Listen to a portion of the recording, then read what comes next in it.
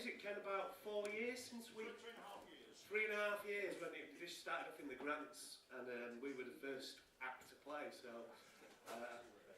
we're a bit of last.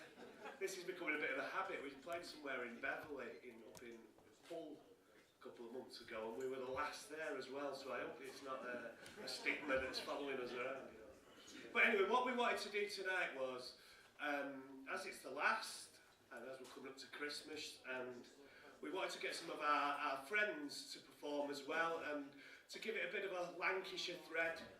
And so we've got, John's laughing now, he's probably going to get up and do something like completely inappropriate. It wouldn't be the first time. But the first person we're going to get up is an old friend of ours. When we first started off many a year ago, we had a bit of a residency in a place in Tameside called the Station Hotel in Ashton. And that's where we met this rather larger-than-life character called Monologue John, which kind of, you know, when you see him and then that name, you kind of like take notice. He was always accompanied at the time by a rather fragile elderly lady called Dorothy, who was a lovely woman who the pair of them used to perform as a duo. I'm delighted that John is still soldiering on his own, and he's going to open the night for us tonight. So without further ado, Monologue John. Right. Yes, this is a new one, probably to most of you. I'm still trying to find out who wrote it. I'll tell you the story of Isaac. Not the Isaac of biblical fame, no, a wholesale trade merchant from Stockport. Isaac Finkelbaum, that were his name. Now, Isaac was a great lad with money, as this story will show you for sure. And the Rolls Royce which parked outside Isaac's house was proof that he wasn't right poor. One day, he buzzed off to Leeds to do business with a friend there named Sam. And it didn't take long on that New Pennine way, because he went by Rolls Royce, not by tram. And at midday, he was driving down Hedgerow, and as he was cruising around, his normal expression went dismal and that. And his cheery smile turned to a frown. Then all of a sudden he stopped and, giving a great prayer of thanks, jumped out of his car and in through the door of one of Leeds' knobby great banks. In a moment he stood before manager, whose manner was proper and prim, saying, "Can we be of assistance?" And Isaac requested of him, "Can we lend us 2,000 smackers, not to keep, just to borrow, you see? I promise I'll have them back to you in your office just before tea." £2,000, said the manager. "That's a lot of Maloo, but if you've some sort of security, I might do business with you." "Security," said Isaac. "That's easily fixed. My Rolls Royce is outside your door. If I don't have your money back here for 5 sharp, consider my car to be yours." "Done," said the manager, and as they shook hands, a clerk was sent down to the street, and he drove Isaac's car round the back of the bank. And Isaac went on his feet. He was back at 10 to 5 though, with the money clenched in his fist. The manager was sent for, he counted it out and he's checked it all off on his list. "There's the interest though," said the manager. "It'll just take a moment or two. 2,004 hours will cost you 5 pence. Or an old-fashioned shilling to you." So Isaac paid the 5 pence, and the manager said, you brought back those same banknotes with you. What did you do with them £2,000? You didn't spend them, so what did you do? Spend them, said Isaac, and he craftily smiled. Do you think I've more money than sense? In a city like Leeds, how else do you think? I can park all day long for 5 pence!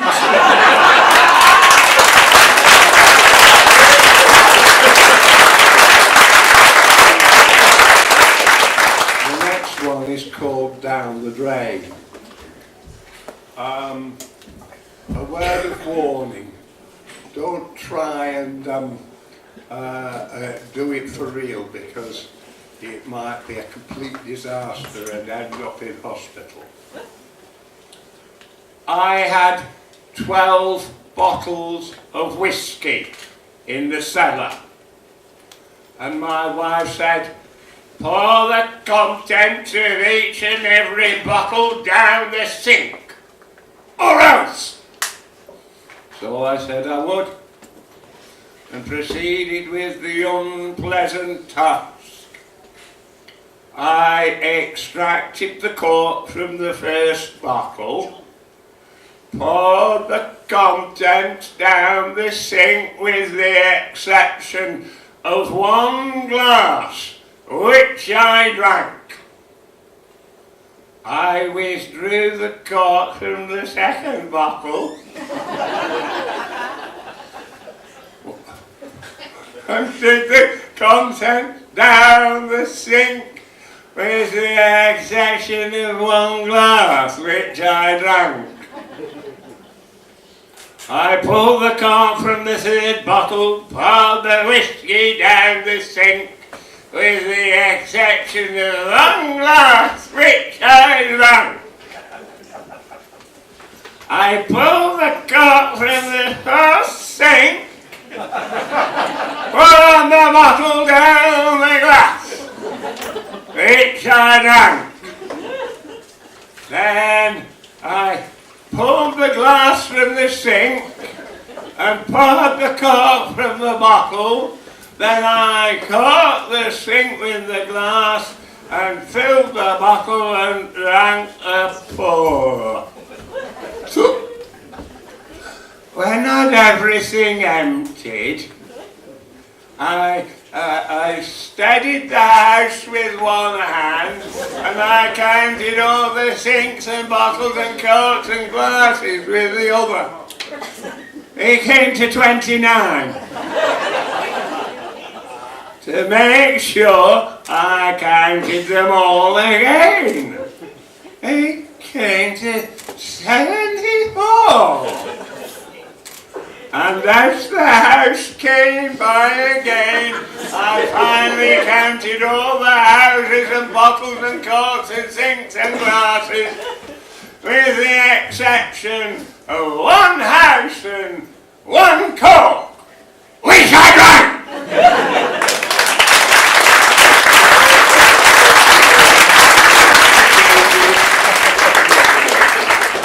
So, the next person who's going to do some stuff for you is a very old friend of mine, and he's local to these parts as well.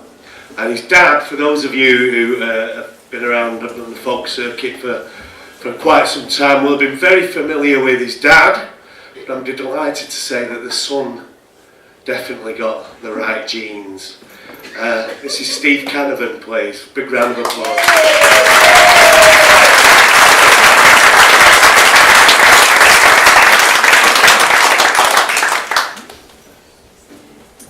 Hello. Alright. My mum sat over there. What are you trying to say about her jeans? Absolutely mum. You've got fine jeans. I've always said that.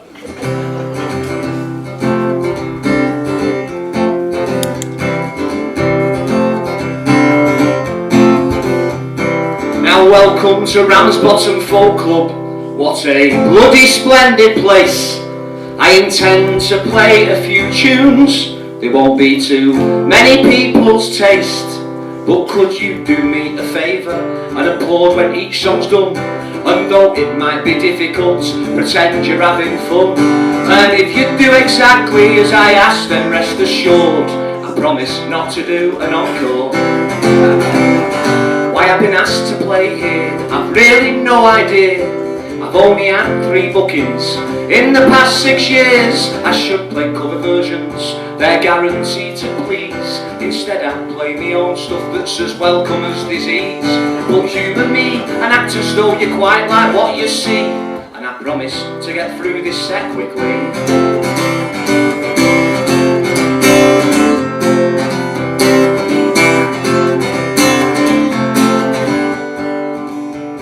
It's scary to be studied, armed with just this one guitar. Sometimes I close my eyes and dream I'm a big shot star. Though my chances of playing Wembley are really quite remote. I only know 3 chords and I sing like I have a sore throat. But who wants to go abroad with Paul McCartney on world tours? Not me, I'd rather be in Ramsbottom than abroad. Thank you very much, thank you very much.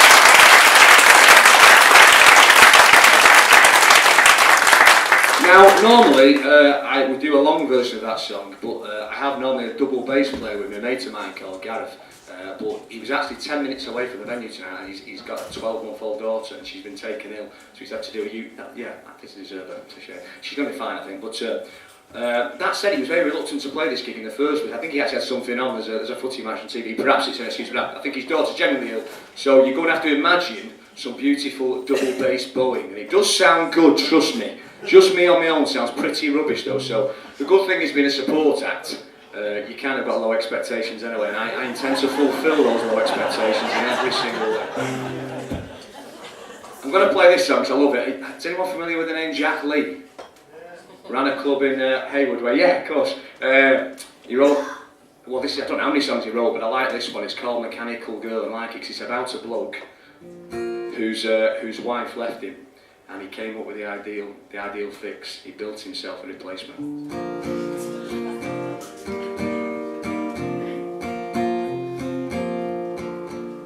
Well, boys, you know, once I was took in by a girl with a twinkle in her eye. But the first time that I was not looking, she ran off with an handsome guy. But I'm an ingenious fella, and as soon as my brain was uncurled, well, I tiptoed right down to my cellar, and I built a mechanical girl. With her arms made of iron and her legs made of steel. Her hips were on wires attached to a wheel. Her back is a coil I now and then oil. She's my ever-loving machine. Whoa, whoa, yo.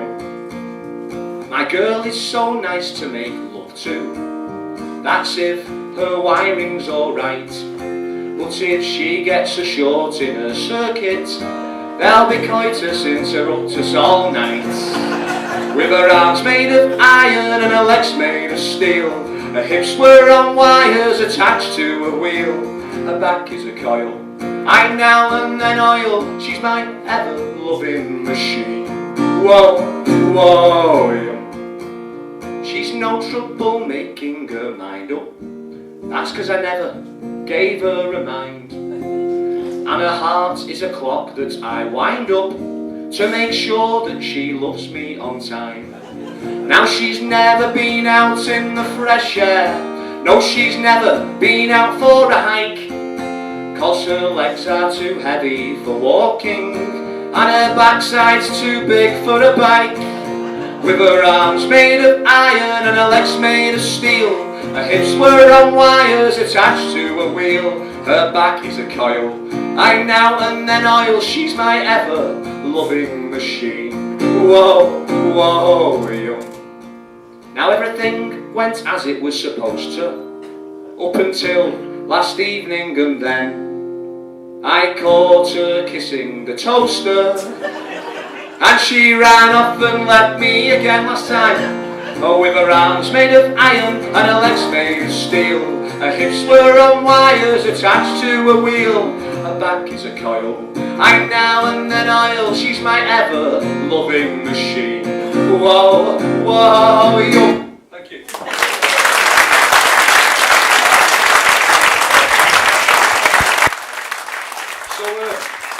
So Marty mentioned it, my dad was called Canavan, which a few might be familiar to, a few of you don't know. It was quite well known in Manchester. He started singing in the 1960s, and my dad passed away a couple of years ago, and I thought it was really important to carry on singing his songs really, so that's why I started doing this. I run a folk club myself in St Anne's near Blackpool, quite posh from St Anne's. Not from St Anne's, I moved there now. I've left Bury. I live in Unsworth, or my mum does still, and I've gone to St Anne's. So my dad wrote songs for years, released an album in 1976 called Some Songs. Does anyone own a bloody Nora? I was going to make a joke about no one owning it, and that, yeah, your mum, his wife, I know you own it. And this was probably the most famous song on it, famous, but it's still sung now in folk clubs all over the country. There's some like folk chat sites and stuff, and it's Cornwall and Bristol. I've noticed that people have been singing it, which is really nice because I don't think my dad ever realised that anyone really sort of thought his songs were any good. And this was based, he wrote this after reading a Bill Norton book. It was a book about Bill Norton, the Bolton author, growing up, and it was about the old, the knocker-upper men, who were does this ring a bell? Yeah, long before my time, but the folks who used to wander around, particularly the northwest where there's a lot of cotton mill workers, used to tap, tap, tap on the windows to wake them all up, to get them to work on time. No one knows who woke up the knocker-upper. Mysterious question, but yeah, so my dad read this book by Bill Norton, got a seed planted, wrote the song, and then performed the song in a competition as well. And this is how he got his album recorded, because he won with this song. This is a true story, hold on to your hats. The Stockport Advertiser Folk Song of the Year 1975. Absolutely. He thought he made it. Bob Dylan, get out of the way. So with this, he got his prize was £25 and half a day the morning in a recording studio. I think it was Sun Studios in Manchester. Don't doubt it's still around. And so he did every song in one take and printed off. I think it was 500 copies he printed off, and he blew me. He sold them all. So apart from the 400 that are in our attic. So success. So please join in to the chorus. Very sing along. Please join in. Sounds much better than when I'm singing with my dulcet tones. Through cobble streets, so cold and damp, the knocker-upper man is creeping, tap-tapping on the window panes to wake the town from sleeping. And he says, hey, the up and sturdy cells, the factory hooter's blowing, so get up from your nice warm beds. To work you must be going. To work you must be going. Now day in, day out, the year about, though snow or rain was falling, you'd hear his clogs along the street, you'd hear his voice a-calling, and he'd say, hey, the up and sturdy cells, the factory hooter's blowing, so get up from your nice warm beds, to work you must be going. Lovely. All the early rising working folk, the knocker-uppers call they heeded, but time goes by and customs die, now he's no longer needed.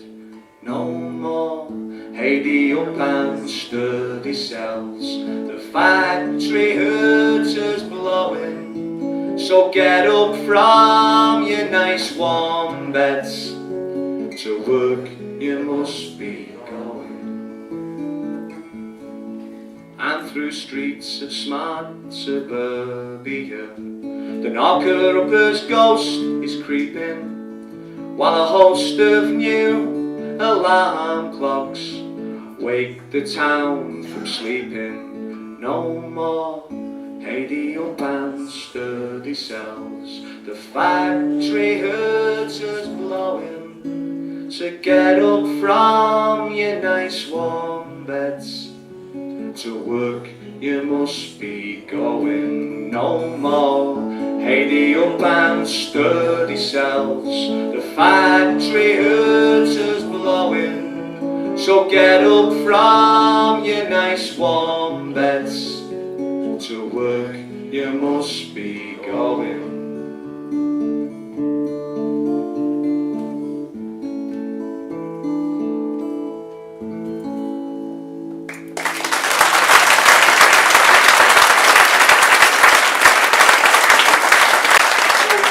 He's a very talented songwriter, very sort of clever, could write funny and sad songs, funny and serious stuff, which I always think is a sign of a really good songwriter. Beautiful song that. And then there's me. I do, whatever you said there, I probably do take after my mum. I'm not quite as talented as me dad. So this is my attempt at a song. Sugar, I'm sorry about that, Mum. I didn't think before I said that, did I? Can I still stay at yours tonight? Yeah. Right. There's no way of getting out of that either, is there? So, but this, I wrote this song the other year when, apologies in advance for it, I went for a colonoscopy at the local hospital, and it was such a strange experience that I felt compelled to write just something about my experience. That's how I get my kicks. So two things I noted was that I assume some people have been at the, they give you a gown. This was Blackpool Victoria Hospital, and it had like a square patch cut out in the back with a Velcro seal. So it was like putting something in the oven. They just sort of open this flap, no dignity at all. And the other thing was that I write for the local paper in Blackpool, the Blackpool Gazette, and I do a column each week. And I wrote a column about my experience of having this colonoscopy. And then it went out in the newspaper, and the next day we got a phone call from Blackpool Vic, from the press officer, furious. Apparently 10 people had cancelled the colonoscopy. I may have exaggerated the experience slightly. Last week something happened that I find kind of hard to describe. It scared the life out of me. I had a colonoscopy. Well, the doctor put some gloves on and said, "Sir, would you mind bending over on this bed?" What happened next made me screech. He reached parts even lager can't reach. On my behind he rubbed some lube, then inserted a rather large tube. I almost jumped clean out of me skin. Then blow me, he pushed the bugger further in. Oh, a colonoscopy, Lord, how can it be? One's dignity one can't retain. Me trousers are gone, and from now on I'll be walking just like John Wayne. Ooh, I'll be walking just like John Wayne. Well, the nurse was lovely, and she held me hand. She said, "We have to do this, you must understand." I said, "I know, I just feel a bit rotten. I'm not used to a tube up the jacksie." Well, he wiggled it round for a bit. I grimaced, bit hard on my lip.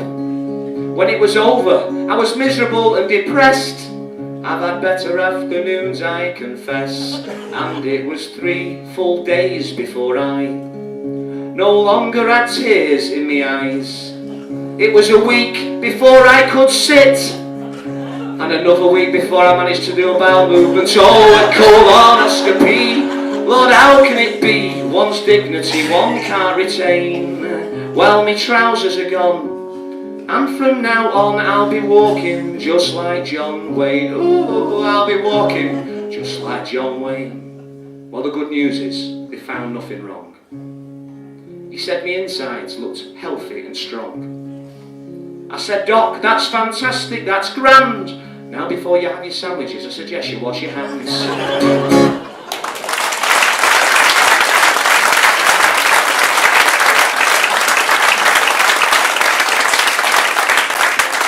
Steve Early wrote this. I just love this song, and but don't sing it or listen to it if you're having a bad time in your life, because it bloody hell doesn't half make it worse.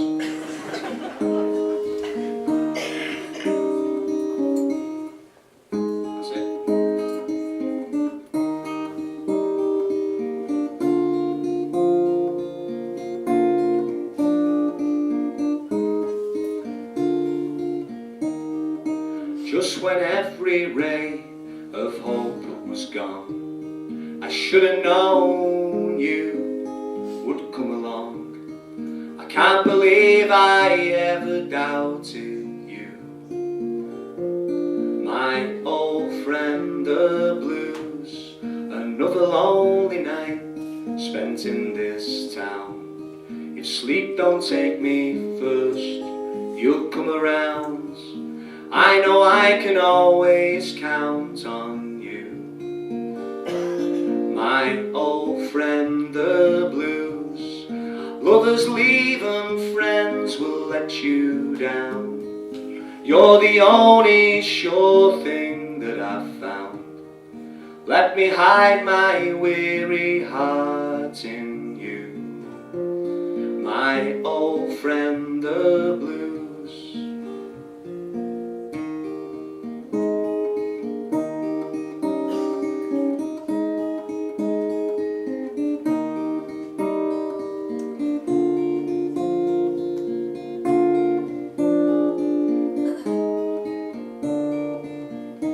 Feeling cheery? Yep, okay, after Christmas.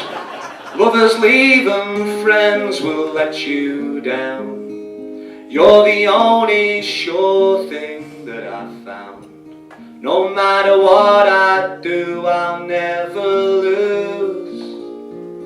My old friend the blues, just when every ray of hope was gone. I should have known you would come along.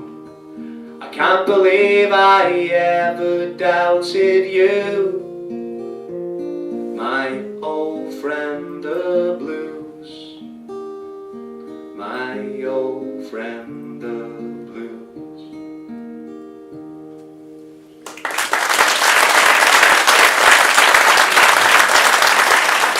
I realised when I started that, not only should have been in a different key, but that it only sounds good when I've got the bass player with me. So I forgot to cross that one off the list. Right, so I'll play one more, Martin, before the break. Right, this is an old, you'll all know this one. I want to, it's, you know the song. Boozing, bloody well boozing. No? Okay, well let's have a quick run through then, because it's about joining in. I think folk club should be about joining. So maybe just the blokes first, just the blokes. He goes, boozing, bloody well boozing. Right. Ladies, boozing, bloody well boozing. They did you there, fellas, that was great. Right, we'll play this one, just a little rowdy one before the chorus, before the main act. Okay. Where do you think I have been all the day? Boozing, bloody well boozing. And how do you think I have spent all my pay? Boozing, bloody well boozing. Me wallet is empty, me bladder is tight. I've been supping strong ale long into the night. My nose is blood red and me face is dead white. I've been boozing, bloody well boozing. Boozing, boozing, just you and I. Boozing, boozing when we are dry. Some do it open, some on the slide, but they're always bloody well boozing. Now what is the thing that the clergy pull down? It's boozing, bloody well boozing. And what do they preach about all round the town? It's boozing, it's a Christa. They curse it and they shout it, of that there's no doubt. They all look so pious and act so devout. But where do you find them all when lights go out? They're boozing, bloody well boozing. Boozing, boozing, just you and I. Boozing, boozing when we are dry. Some do it open, some on the slide, but they're always bloody well boozing. Now what is the thing brings me trouble and strife? It's boozing, bloody well boozing. And what do you think I prefer to the wife? It's boozing, bloody well boozing. When you roll home in the morning at 2:15, she says, hey you bugger, tomorrow you'll rue. Then she crosses her legs, says there's now down for you. You've been boozing, bloody well boozing. Boozing, boozing, just you and I. Boozing, boozing when we are dry. Some do it open, some on the sly, but they're always bloody well boozing. Last time, boozing, boozing, just you and I. Boozing, boozing when we are dry. Some do it open, some on the sly, but they're always bloody well boozing. Thank you very much. Enjoy the rest of the night.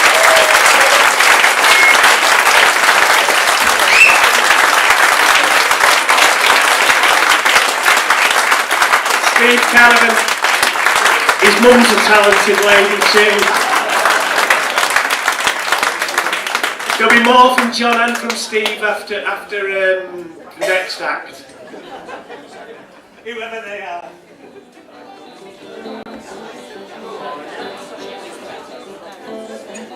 I'm not sure who I am. I'm full of cold.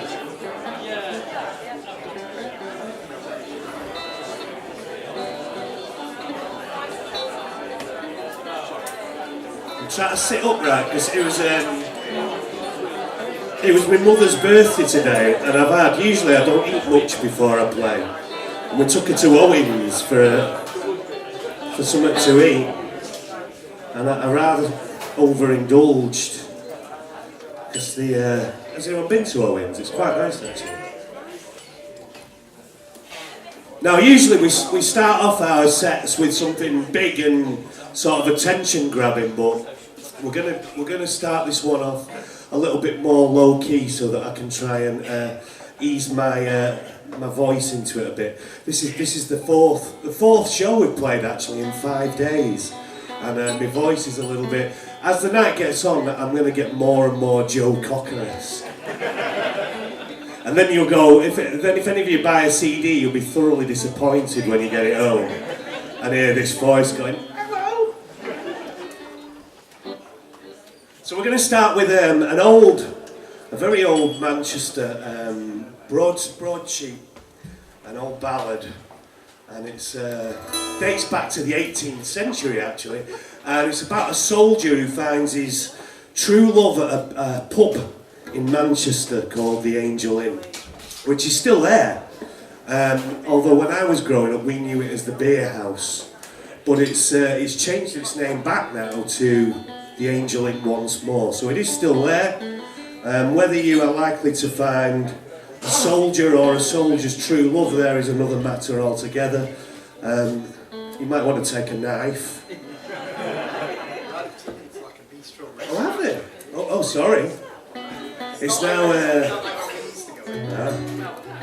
I'm doing it a disservice. So this is our version of the Manchester Angel. 1, 2, 3, 4.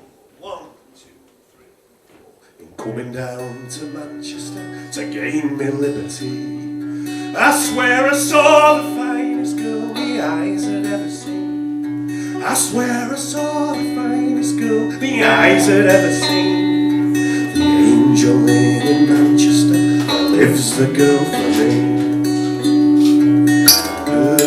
Next morning, just at the break of day, I went to my old's bedside, my morning vows to pay.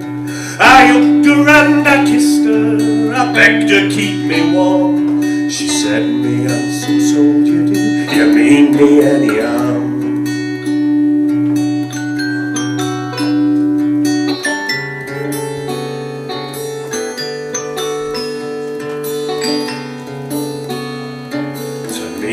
Any harm, me love is a thing that I would scorn. If I stopped with you all night long, I'd marry you in the morn. Before me lawful officer, me vows I would fulfill. She said, me handsome soldier, stay as long as you will. News came on the Thursday, on the Monday we march away. The drums and fifes and bugles all so sweetly they will play. Some hearts they will be merry, mine will be full of woe. She said, may I come with you? And I answered, love, oh no.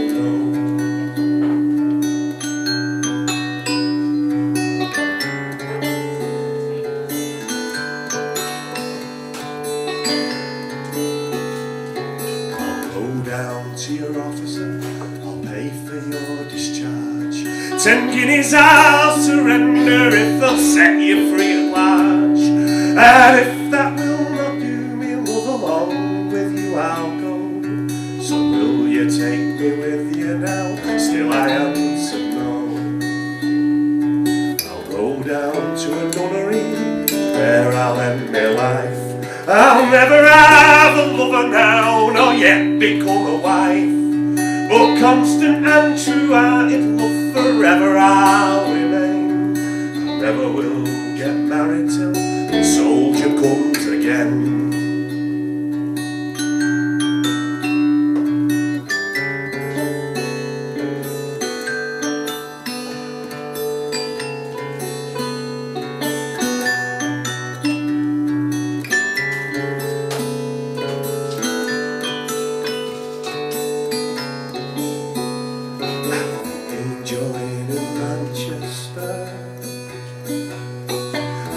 Angel in Manchester, angel in Manchester, angel in Manchester, angel in Manchester.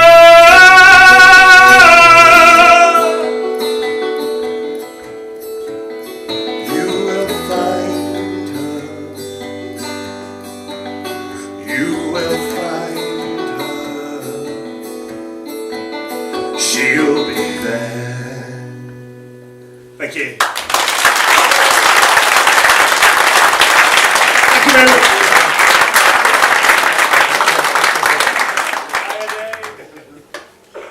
So, what's that?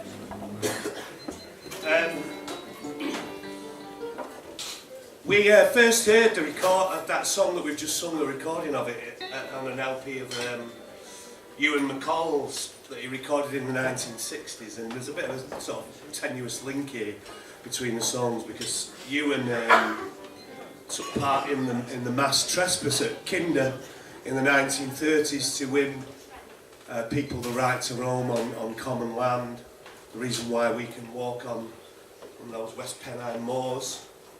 And I've sort of done the Kinder Trespass walk over in Derbyshire many a time, but it wasn't till some years ago that I discovered that a lot of the people who took part in the Kinder Trespass were the same people who walked over the Pyrenees into Spain to join the international brigades and make the first stand against a new ideology called fascism. So this is a tribute to people who put on their walking boots with serious intent. It's called Walking in the Footsteps of Giants.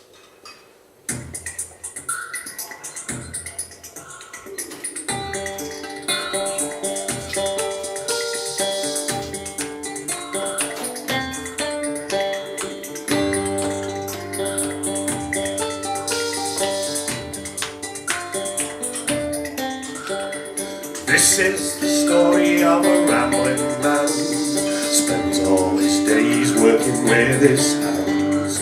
On the weekend he likes to roam over a Kinder where the heather grows. Straight from the factory, best foot forward over the Kinder screen. Straight from the factory, take on the landlord's hand with yourself away. Walking in the footsteps of giants, let's go walking in the footsteps of giants. walking in the footsteps of giants.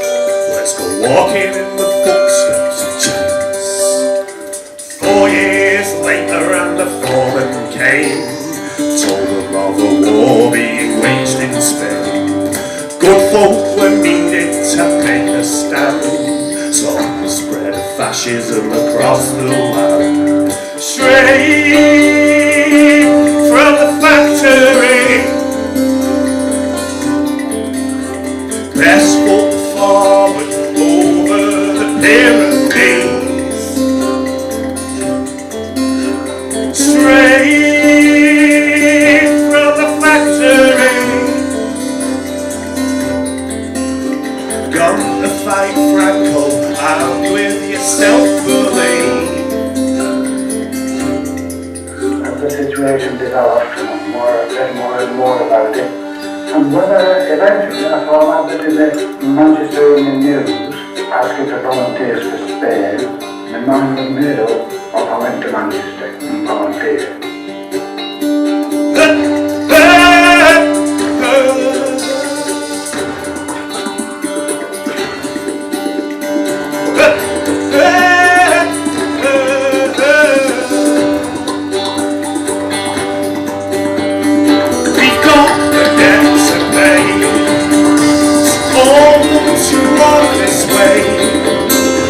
All those who dare to stray from the safe and the easy way.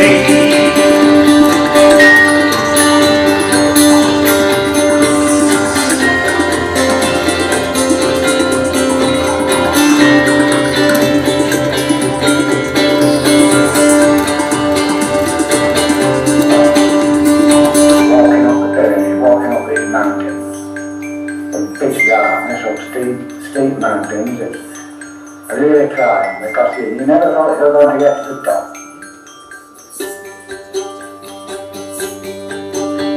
Straight from the factories, straight from the factories, from kinder to Cordova, kinder to Cordova, this world over, this world over, straight from the factories.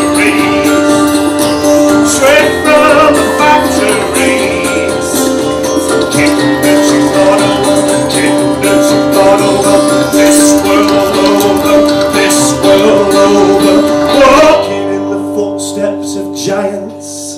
Thank you.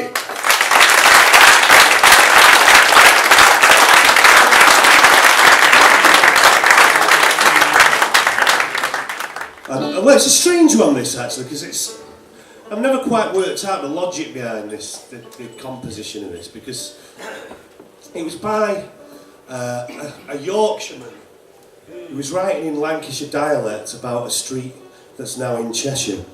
And it works wonders when you're on the folk circuit that we are, you know. It's the first one on the set list in 20% at least of our gigs. But anyway, yeah, so it's about a street in Stalybridge called Bolton's Yard. And the poem, every sort of stanza of the poem was about a family who lived in a terraced house on a street in Bolton's Yard. Now, it was a very big street, and we aren't so inclined to sort of play it in its entirety, and I'm quite sure that you don't have that much time to spare either. So we've taken the liberty of condensing it down a bit. We're using a version that a guy called Harry Boardman, the melody and the tune to it that we first sort of associated with it, but we've given it a little chorus of its own. Now I always say this because I know that there's people who perhaps haven't seen us before, and there's some people who are quite precious in the folk world about, you know, the remodelling of things. And I always say in our defence that if we can't do it with this song, because Bolton's Yard is still there, but it's now an Aldi. So if that doesn't give us the right to rearrange bricks and mortar a bit, then I don't know what does. This is our take on Bolton's Yard. Incidentally, for some of you might be familiar with this, Bolton's Yard, or Boughton's Yard in its dialect version, was said to be the inspiration behind Coronation Street. So there's a good reason for you. Usually sort of that goes down quite well in the north. When we're playing in the south, some of them get up and walk out at that point. But this is Bolton's, yeah.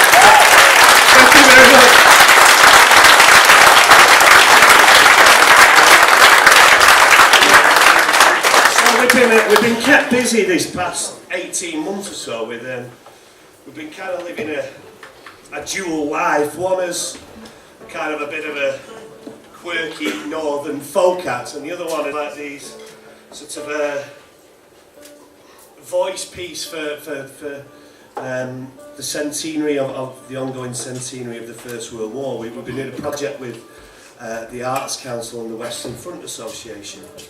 So we thought we'd like to play you just a select few of the tunes that we've been playing as part of that project that are all specifically just a run of 3 songs that are all kind of tied together and all very much tied to the part of the world that we all come from.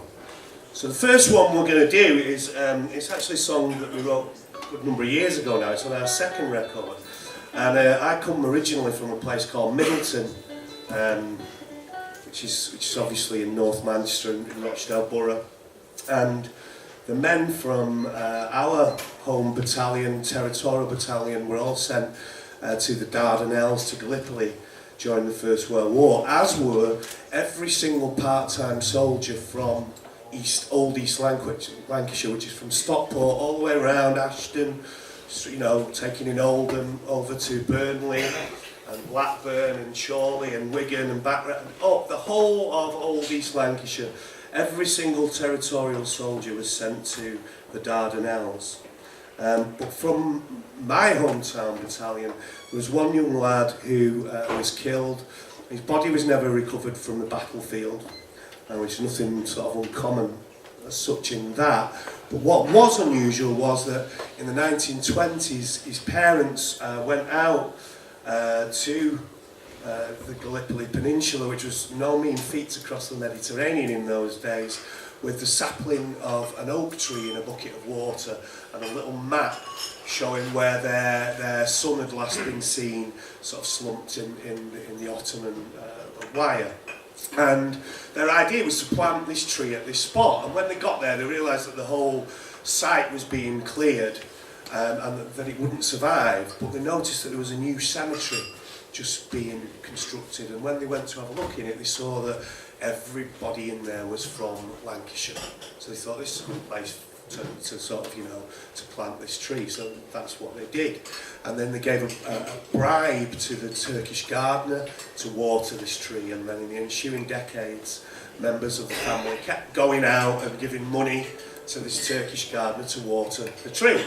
And we've just sort of marked the end of the centenary of the end of the Gallipoli campaign, and not many people are aware that there is a lone English oak tree that grows in a national park. Gallipoli is now a national Turkish national park. There is one single lone English oak tree that travelled from Lancashire out there and has thrived as an alien species there, and stands there in memory of the men from our part of the world who died there. And a lovely addendum to it is that it's the third generation of the same family of Turkish gardeners who still care for the tree, and as a matter of family pride for them, which is a lovely thing. So the song, of course, doesn't last anywhere near as the preamble, but we will do it for you. It's called the Gallipoli.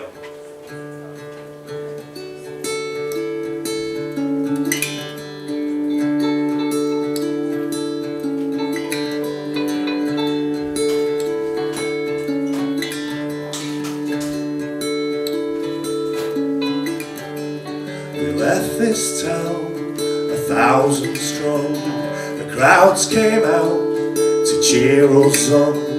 The band struck up and played our marching songs. They sent us to the Dardanelles. I swear, my friends, it was worse than hell. I saw some things it wouldn't be right to tell. Our homes and our families, we swore we'd bring those Turks to their knees, to their knees. Won't you lay down? Won't you lay down with me? Won't you lay down in the shade of the lone oak tree? Won't you lay down? Won't you lay down with me? Won't you lay down by the shore of Gallipoli? Gallipoli.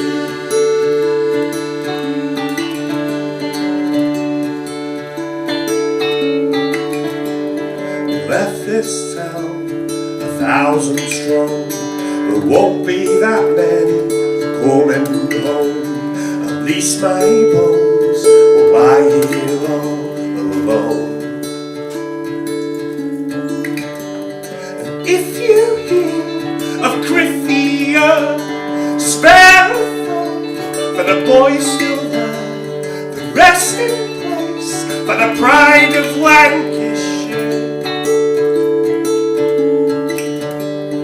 Left our homes and our families, we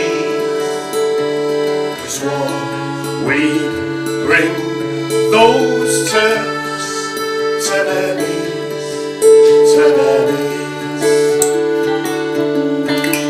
Won't you lay down? Won't you lay down with me? Won't you lay down in the shade of the lone oak tree? Won't you lay down? Won't you lay down with me? Won't you lay down by the shore of Gallipoli? Gallipoli, Gallipoli, Gallipoli.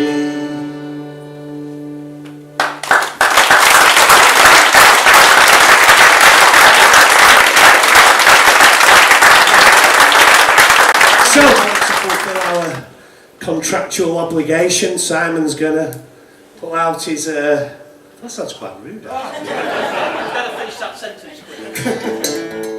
Well, I was going to say he's going to pull out his miniature.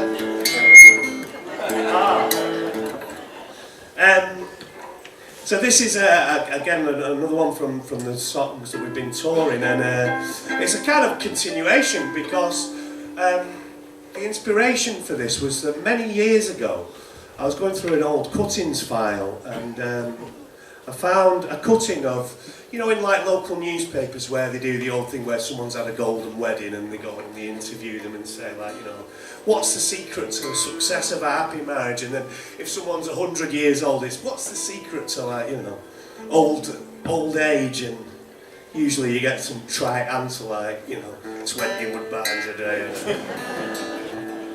And but this guy had some really sort of quite poignant responses to this interview that he did with him.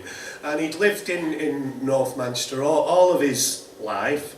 And they said, what's your overriding memory of growing up in the area? And he said, well, it was when I was a little lad during the First World War. And I was going home, and I was going up to, through an area of Middleton called Cheapside. Obviously, I grew up in Middleton. If any of you know it, I realise that doesn't help you because it's all a bit. It's all a bit on the cheap. But wasn't Old Crimson. Anyway, so he said I had this memory of it as a little lad, and I was going home, and there's this postman sat on the curb. And he was crying his eyes out, and there's this old dear comforting him with her clogs on and a shawl round her, and in the sort of terraced houses behind it was just the sound of women like wailing, and this postman had just sort of had to take the letters from the territorials had just been over the top for the first time at Gallipoli, and they'd taken huge casualties, and he'd had the job of taking all these letters. And you don't sort of tend to think about war, and you know, you think about the hardship of war, the people who are at the sharp end fighting it, and perhaps less so about those kind of roles on the home front. But what a traumatic job being a postman or a postwoman in war. So this is our tribute to posties.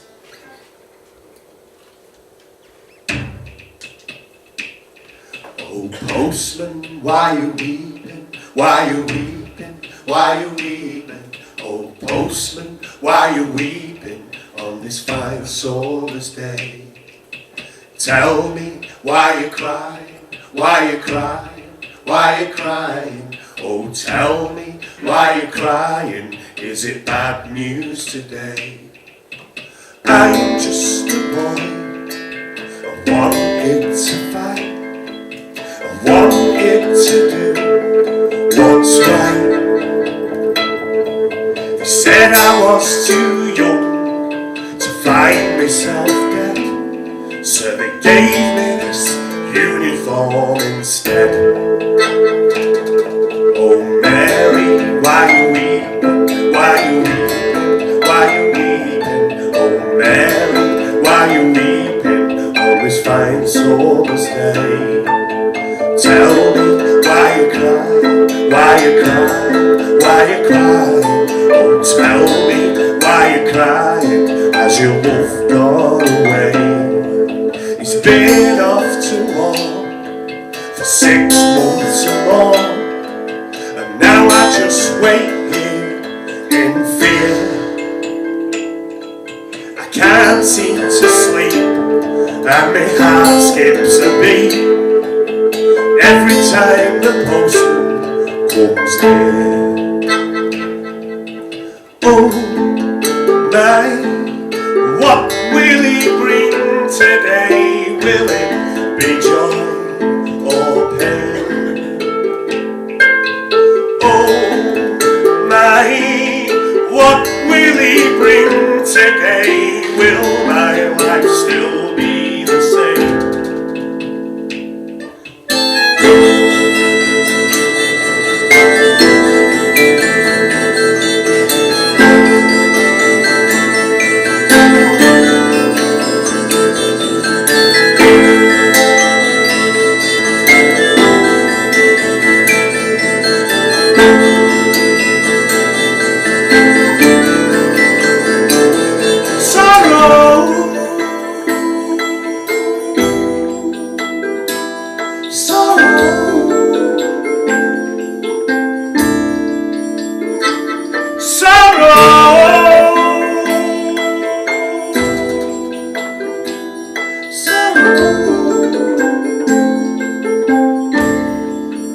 She got this letter that my dad had been wounded, and she was crying.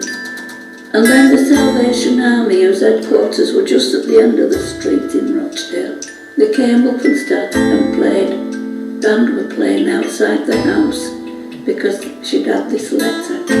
She said it was beautiful, but it just simply broke my heart. Yeah.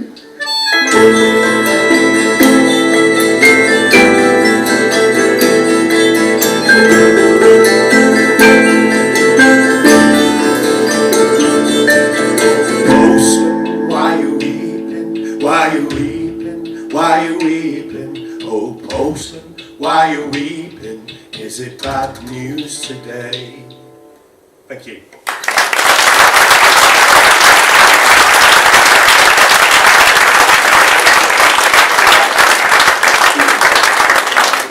Now, you might know the chorus to this, because if any of you are familiar with One of them certainly will. I know, I was going to say, I'm deliberately not catching that eye line over there. I'm blanking you, Dave.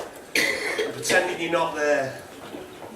Because Dave's one of the Oldham Tinkers, and the Oldham Tinkers have done an absolutely superb version of this of their own. Apart from they've done, there's no sort of choruses was written to this song originally. And so the Oldham Tinkers made up their own around skipping songs, old Lancashire skipping songs. We aren't as sort of confident in our dialect as the Oldham Tinkers, so we made up our own verses as well. That didn't skip anywhere near as much. But the story behind this is a continuation of the idea, because in 1915, everybody had got wise to the idea of what was really going on in the First World War, or most people had, and the number of people running to volunteer had completely sort of dropped, and there was a real panic about how they were going to keep the numbers up for the fight. And Lord Northcliffe, the owner of the Daily Mail, had this master plan that he would run a campaign about shirkers, which would change, the uptake of volunteers. And it was a pretty sort of strange campaign, because he used as the pin-up for it Charlie Chaplin. because Charlie Chaplin had just gone over, well, not long since to America, and was having like his first big successes. And Lord Northcliffe was running these campaigns saying, look, bring him back, get him in uniform, this is what's wrong with the British man. Look at Chaplin off there shirking. Well, because everybody bloody loved Charlie Chaplin, not least the troops. So it was a pretty, you know, not for the first time, not for the last, pretty, good old Daily Mail. But anyway, what in Lancashire, of course, as the men had all been sent to the Dardanelles, to Gallipoli. So as was our wont, and stays so to this day really, we tend to sort of make light of these things and sometimes put them to song. And in Lancashire what we did was we took a hit song of the day called Red Wing and rewrote the chorus to it as a bit of a kind of tongue-in-cheek response to this campaign by the Daily Mail. So the choruses are as were, although some people sing it as his old fustico. And join in if you wish to do so. This is our take on Charlie Chaplin.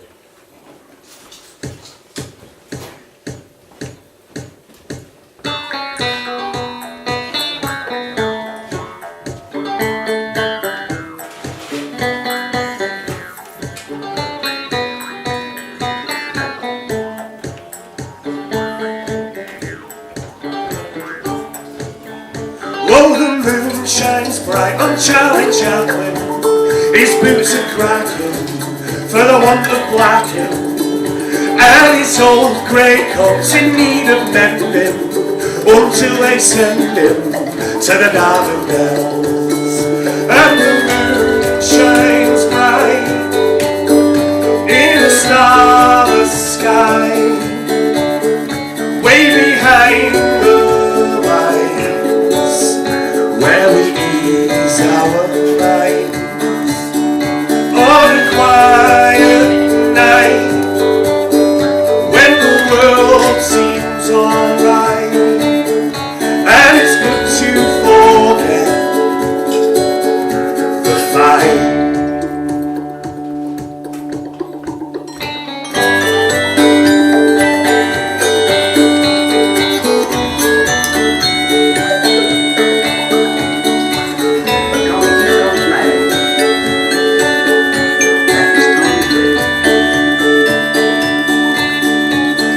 Starless night when the world seems alright, and it's good to forget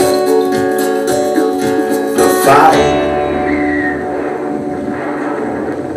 Oh, the moon shines bright on Charlie Chaplin.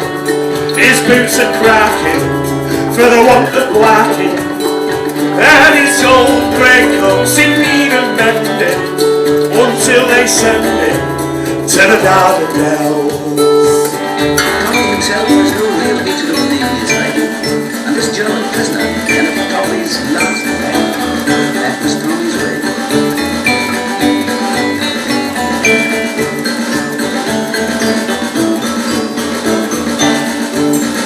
Whoa, the moon shines bright on Charlie Chaplin. His boots are cracking for the want of blacking, and his old grey coat's in need of mending until they send him to the Dardanelles. Whoa, the moon shines bright on Charlie Chaplin. His boots are cracking for the want of blacking, and his old grey coat's in need of mending until they send him to the Dardanelles.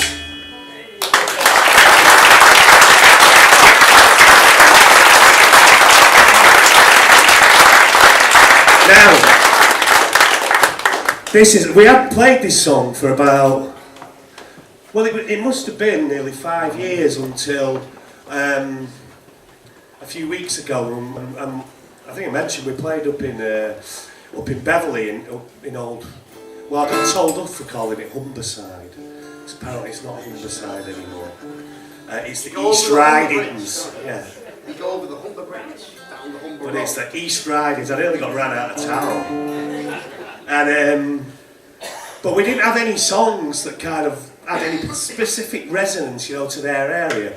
apart from one that mentioned Amy Johnson. And she's from, like, you know, I think they're the European capital of culture, aren't they, next year? And, and Amy Johnson, I think, is a big part of what they're going to do. And so we thought we'd better learn this song quick, because it's our one sort of, like, they might like us if we play it.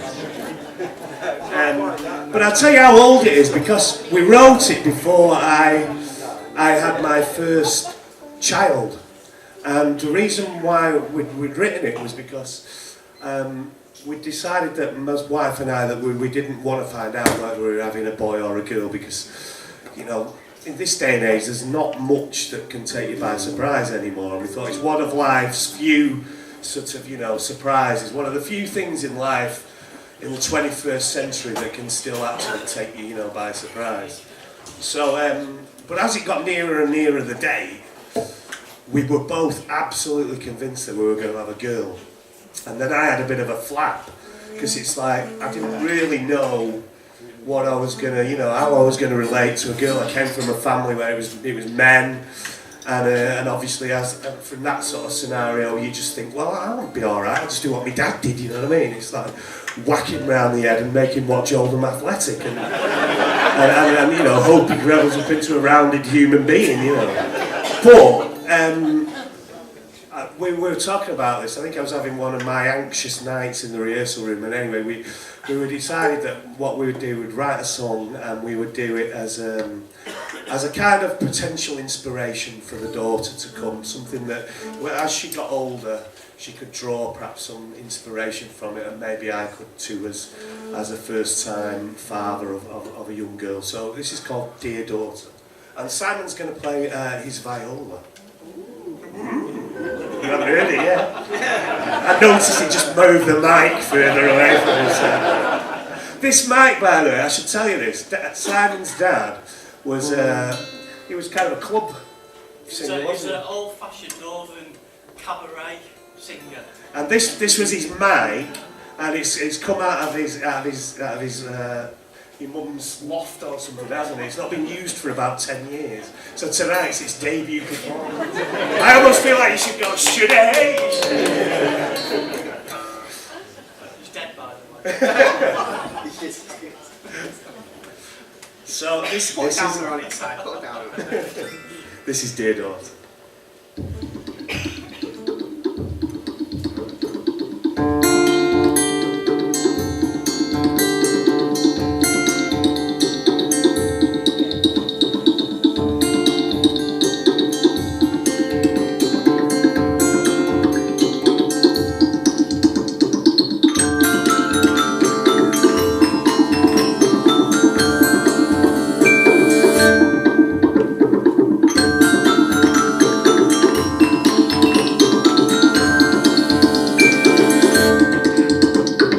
To yourself, be true.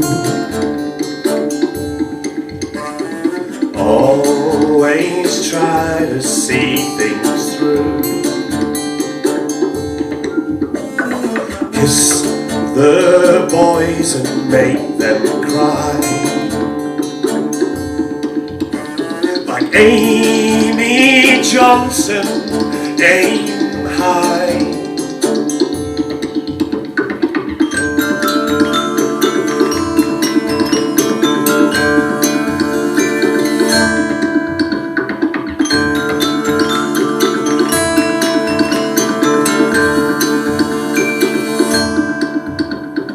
To yourself, be true. Don't always do what you're told to do. Stand for what's right, like Rosa Parks. Learn to fight like Joan of Arc. Dear daughter, dear daughter, dear daughter, don't be a lamb to the slaughter.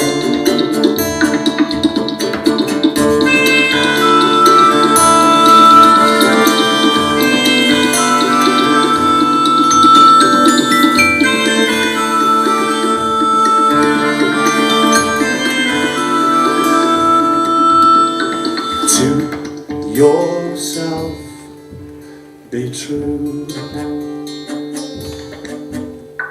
Have some patience, see things through. Have some patience, trust in fate. Grandma Moses, your legacy is worth the wait. Dear daughter, dear daughter, dear daughter, don't be a lamb to the slaughter.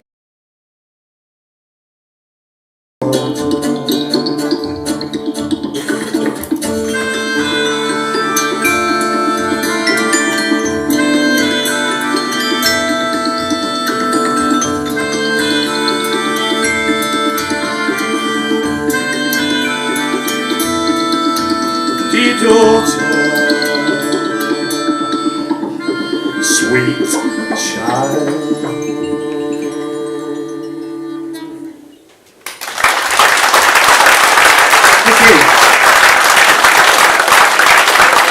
We had a boy.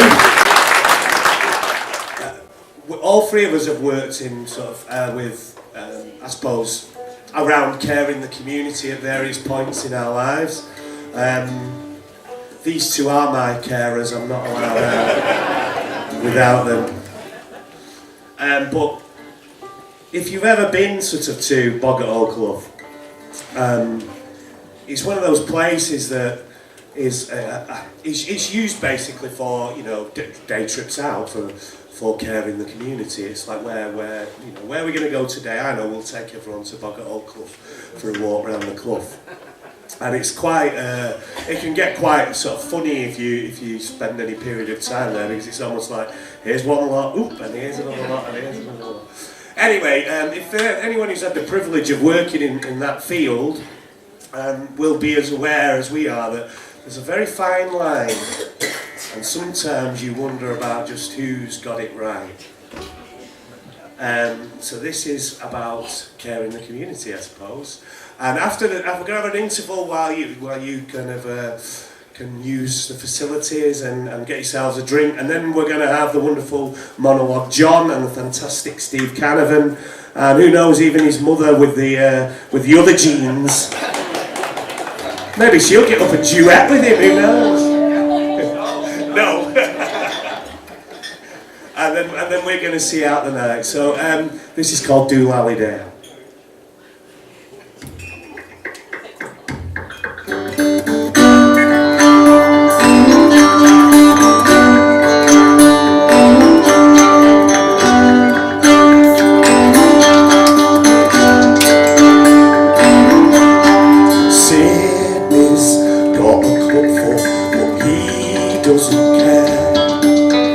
Down at Boggart Old Clough, his friends are all there. They're gonna have a wonderful time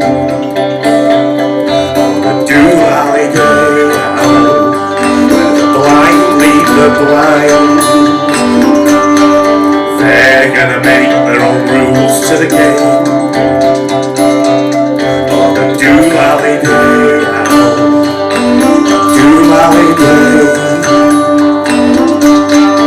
Holly's scared of the bus, she's running late. But down at Boggart Old Clough, we don't mind the way, 'cause we're gonna have a wonderful time on a Doolally Day, on a Doolally Day. We're gonna make our own rules to the games on a Doolally Day, on a Doolally Day.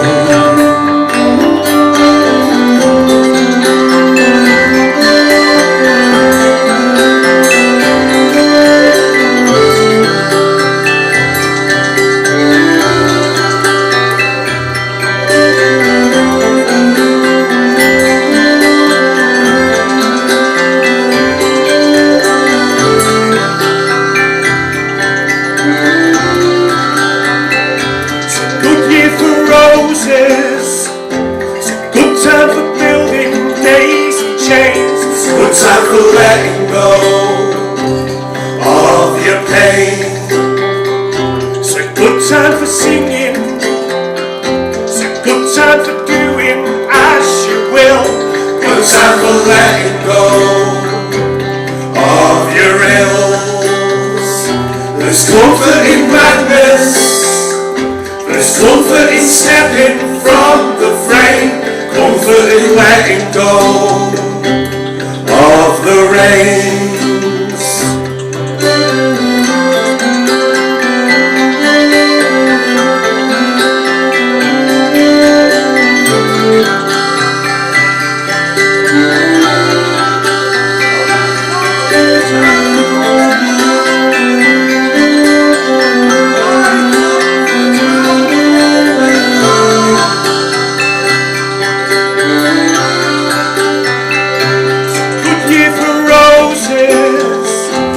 Good time for building daisy chains. Good time for letting go of your pain.